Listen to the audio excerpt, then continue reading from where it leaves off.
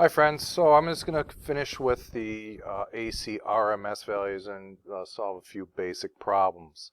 I want to make clear that what the equations I'm about to write down are in the IB part of your reference tables. I'll point to the specific topic that it is. I don't know it off the top of my head, but it's there. So based on the previous page, we're talking about how to find a root mean square voltage and how it relates to the peak. And so we have the equation, the root mean square voltage. That's what your nominal voltage is when you put a voltmeter into a AC outlet. And you do need an AC voltmeter, RMS, is equal to your peak voltage, which will indicate with a V naught all over radical 2. So it's a fraction of that. And we can say the same thing about your RMS current. So if you were to hook up an AC ammeter to a circuit that has current going through resistor, what you would read is the root mean square, which is not the peak. It's fluctuating between a positive and negative peak value, and it also goes by the square root of 2. So important conceptual note is that the AC RMS values, all right, and that can be voltage or current, okay, are equivalent to the equivalent DC values that would dissipate the same power.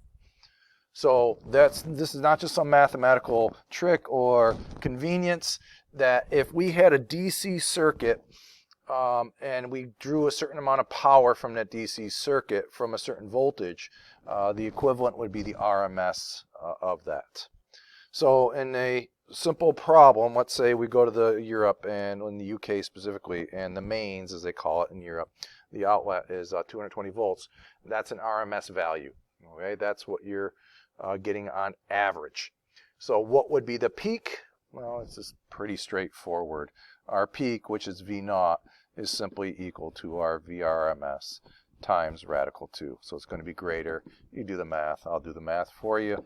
You're welcome. All right, that's 310 volts. So if we were to plot the British voltage as a function of time, we would oscillate between this maximum of 310 and negative 310 and something like that. Or you could shift it over to make it a sine curve, but it boils down to the same thing. Now let's talk about power. So ultimately the purpose of setting up a circuit, whether it's AC or DC, is to get power in a resistor. The equations still hold. So I've written the DC equations, VI, I squared R, and V squared over R. So we want to do the same thing with AC.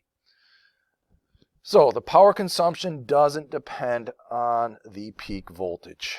That's something we've been pushing the whole time, or the peak current.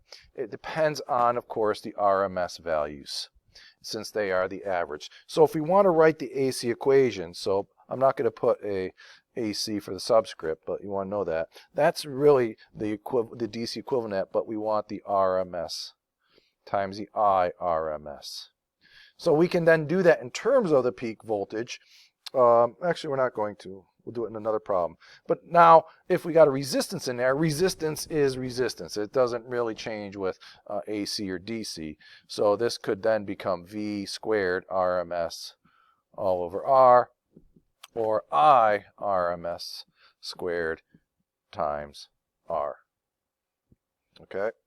So the problem I've seen on the IB exam, or even on some of the quizzes that I'll put there, because I will put IB questions on there, is we could say show that for an AC circuit, the average power, that the power is equivalent to 1/2 the peak of voltage and current. And that's really pretty simple. So if I take this equation right here, and then I substitute in what I know about VRMS and IRMS, right? So that's VRMS is that over radical 2. IRMS is this over radical 2. And look at that.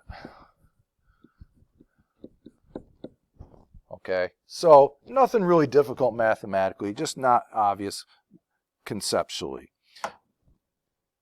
I will give you practice problems that go along with this whole exercise.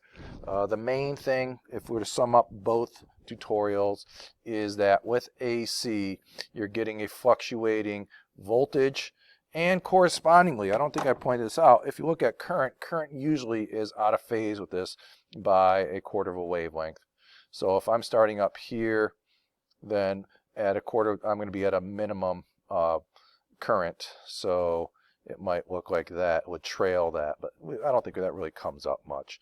So the red might be current as a function of time, voltage is a function of time, but it's a sinusoidal pattern that depends on the angular velocity of your generator, the strength of the magnetic field, the number of turns.